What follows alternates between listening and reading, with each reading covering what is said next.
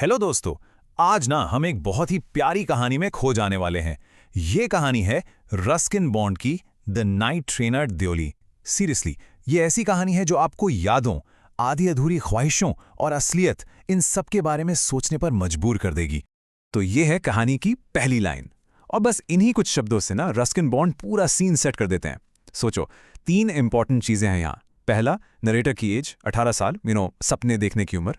दूसरा, वो जा कहाँ रहा है, अपनी दादी के घर, जो एक कंफर्ट और सेफ्टी की फीलिंग देता है। और तीसरा, सबसे इंपॉर्टेंट, देओली स्टेशन पर ट्रेन का रुकना। यही तो पूरी कहानी का सेंटर पॉइंट है। चलिए इसमें और गहराई से उतरते हैं। अच्छा, कहानी में आगे बढ़ने से पहले थोड़ा सा राइटर के बारे में बात कर लेते हैं, रस्किन बॉन्ड। देखिए, Ruskin bond Indian English writers में से एक ऐसे मास्टर हैं जो ना बहुत सिंपल, बहुत ही सरल भाषा में लिखते हैं, लेकिन उनकी बातें सीधा दिल तक पहुंचती हैं।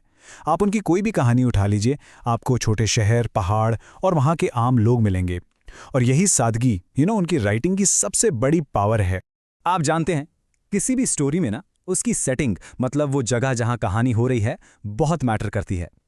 इस कहानी की सेटिंग है देओली। सोचो, दिल्ली और देहरादून के बीच तराई के घने जंगलों में एक छोटा सा, बिल्कुल सुनसान सा स्टेशन। इस जगह का ये अकेलापन, इसकी ये खामोशी ही कहानी का पूरा मूड सेट करती है, और आगे जो एक खास मुलाकात होने वाली है ना, उसे और भी स्पेशल बना देती है। तो इस पूरे एनालिसिस में हम इन 6 पॉइंट्स को कवर करेंगे।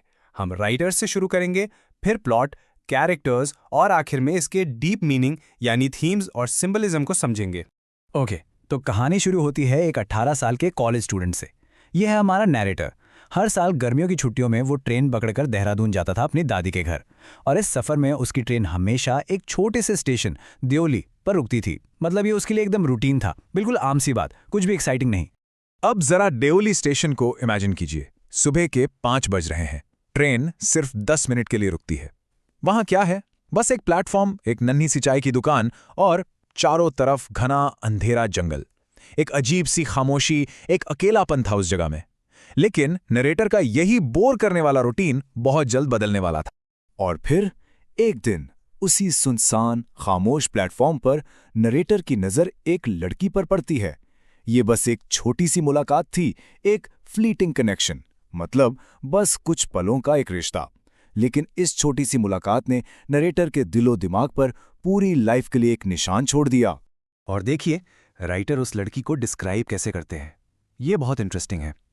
सिंपल सी टोकरियां बेचने वाली एक गरीब लड़की, लेकिन उसकी आंखें, उन्हें डार्क और ट्रबल्ड कहा गया है। मतलब उनमें एक अजीब सी गहराई थी, एक अनजान सी परेशानी झलकती थी।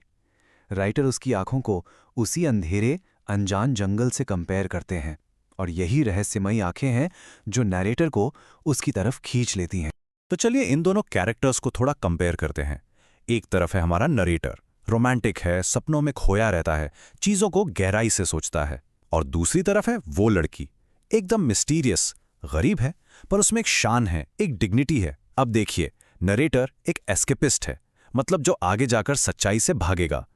और वो लड़की, वो उसके लिए कैटलिस्ट बन जाती है, मतलब एक ऐसी वजह जिसकी वजह से उसकी यादें हमेशा जिंदा रहती हैं। तो जब नैरेटर देहरादून से वापस लौट रहा होता है, आप इमेजिन कर सकते हैं उसे देओली का कितना बेसब्री से इंतजार होगा। और हाँ, वो लड़की उसे प्लेटफॉर्म पर दिख जाती है, लेकिन इस बार ना वो अजनबी नहीं थे। दोनों एक दूसरे को पहचान कर मुस्कुराते हैं, और बस उस मुस्कुराहट में एक अनकहा सा रिश्ता बन जाता है। और जाते जाते ट्रेन चलने से पहले नैरेटर उसे एक प्रॉमिस करता है, आई विल कम अगेन। तो नैरेटर अपना प्रॉमिस पूरा करने के लिए अगली गर्मियों में फिर आता है। इस बार उसने पूरा मन बना लिया था कि वो ट्रेन से उतरेगा, उस लड़की से बात करेगा। लेकिन किस्मत को कुछ और ही मंजूर था। उसके सामने अब एक ऐसा सवाल खड़ा हो गया जिसका कोई जवाब नहीं था, एन अनआंसर्ड क्वेश्चन। वो बेचैनी से उसे पूरे प्लेटफॉर्म पर ढूंढता है, लेकिन वो कहीं नहीं मिलती। परेशान होकर जब वो स्टेशन मास्टर से पूछता है, तो बस इतना पता चलता है कि उसने आना बंद कर दिया है। कहाँ गई, क्यों, किसी को कुछ नहीं पता। वो बस एक राज बनकर गायब हो जाती। और यहां से कहानी अपने सबसे इंपॉर्टेंट पॉइंट पर आती है। जब वो लड़की नहीं मिलती, तो नैरेटर एक कॉन्शियस चॉइस करता है, मतलब एक सोचा समझा फैसला। और यही फैसला हमें बताता है कि कैसे कभी-कभी हम लोग एक कड़वी सच्चाई से ज्यादा एक मीठी याद को चुनते हैं, क्योंकि यादें एक सेफर रियलिटी लगती हैं, एक ऐसी सच्चाई जो हमें दुख नहीं दे। तो सबसे बड़ा सवाल यही उठता है, राइट, कि नरेटर ने उसके बाद कभी ट्रेन से उतरकर आसपास के गांव में उस लड़की को ढूंढने की कोशिश ही क्यों नहीं की? अगर वो चाहता तो शायद कुछ ना कुछ तो पता कर ही लेता, पर उसने ऐसा नहीं किया। क्यों? इस क्यों का जवाब नैरेटर के अपने शब्दों में छपा है। वो कहता है, I prefer to keep hoping and dreaming than to have the spell broken. मतलब मैं उस उम्मीद और उस सपने को जिंदा रखना चाहता हूं, मैं नहीं चाहता कि ये जादू टूटे। उसको शायद डर था, डर इस बात का कि अगर उसने असलियत का पता लगाया तो क्या पता वो इतनी खूबसूरत ना हो जितनी उसकी यादें हैं, क्या पता उसकी शादी हो गई हो या वो वहां से हमेशा के लिए चली गई हो। वो उस खूबसूरत एहसास के स्पेल को, उस जादू को तोड़ना ही नहीं चाहता था। साइकोलॉजी में इस चीज को एस्केपिज्म कहते हैं, जिसका सीधा सा मतलब है जब हम किसी कड़वी सच्चाई से बचने के लिए अपनी कल्पना, अपने सपनों या अपनी यादों की दुनिया में चले जाते हैं। और नरेटर ने बिल्कुल यही किया। उसने सच को फेस करने की जगह उस अधूरी मुलाकात की मीठी सी याद को हमेशा के लिए अपने पास सेफ रखने का फैसला किया। तो अब हम समझ सकते हैं कि कहानी के आखिर तक आते आते देओली सिर्फ एक रेलवे स्टेशन नहीं है, बिल्कुल नहीं। ये एक सिंबल बन जाता है, एक जगह से कहीं बढ़कर ये एक स्टेट ऑफ माइंड बन जाता है, मन की एक ऐसी हालत। इसको ऐसे समझिए, देओली एक मेटाफर है। ये नरेटर के सफर का स्टार्ट पॉइंट यानी दिल्ली नहीं है, और ना ही ये उसकी डेस्टिनेशन यानी देहरादून है। ये तो बीच का एक ठहराव है, एक सस्पेंडेड प्लेस, एक ऐसी जगह जहां वक्त जैसे रुक सा गया हो, एक ऐसी जगह जहां उसकी अधूरी ख्वाहिशें और सपने हमेशा जिंदा रहते हैं।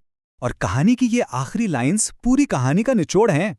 नैरेटर कहता है, I never break my journey at Deoli but I pass through as often as I can. समझे आप? वो कहता है, मैं देओली में कभी उतरता नहीं, लेकिन वहां से गुजरता जरूर हूं। इसका मतलब साफ है, वो सच को खोदना नहीं चाहता, वो बस उस याद को, उस एहसास को बार बार महसूस करने के लिए उस स्टेशन से गुजरना चाहता है। तो आखिर में ये कहानी हम सबके लिए एक बहुत गहरा सवाल छोड़ जाती है। क्या एक खूबसूरत याद एक कड़वी असलियत से ज्यादा वैल्यूएबल हो सकती है? क्या कभी कभी कुछ बातों को अधूरा छोड़ देना ही सही होता है ताकि उनकी खूबसूरती हमेशा बनी रहे? सोचिएगा जरूर, इसका जवाब शायद हम सबके लिए अलग अलग होगा। ऐसी ही और इंटरेस्टिंग लिटरेरी एनालिसिस के लिए सब्सक्राइब करना मत भूलिएगा। Thank you.